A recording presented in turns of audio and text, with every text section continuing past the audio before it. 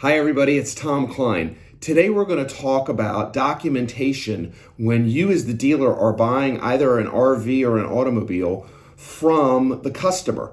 I go into a lot of stores and the dealership is having the customer sign a buyer's order, which is completely the wrong document. You have to have a separate set of documents when the dealership is purchasing a vehicle from the customer. This preserves your legal rights and sets very clear expectations. The document should show exactly what time frame the customer is going to get their money. So best practices, in my opinion, in order to make sure that you minimize your risk, is when the dealership gets the title in their name and you have the title in your name and you're assured that your security interest has been preserved, that's when you cut a check to the customer.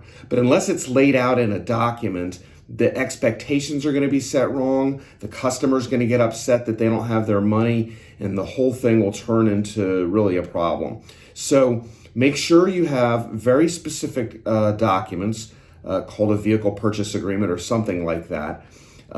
If the customer is in a negative equity position, then the expectations should be laid out as to if they're writing you a check, you don't want to make the payoff before that check clears, right? So you're going to wait 10 days to make sure that the customer's check to you clears before you're going to write a check to the bank. Otherwise, you've got a bad check and you're stuck because you've told the customer that you are going to pay off their vehicle, and unless it's in writing and it says that it's contingent upon that happening, then you'll have a problem.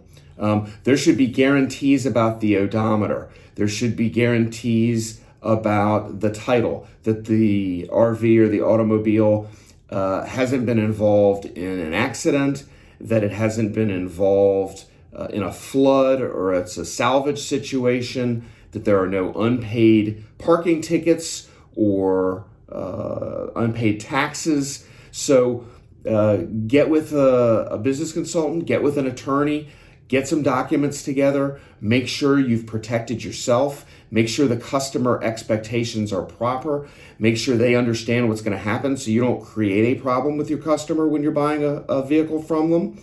And that'll help you watch your risk, manage your cash flow, make sure you're not stuck with a vehicle and or an argument. And that's what risk mitigation is all about, is making sure that we stop problems before they start. I'm Tom Kline. Thanks for seeing things from a better vantage point.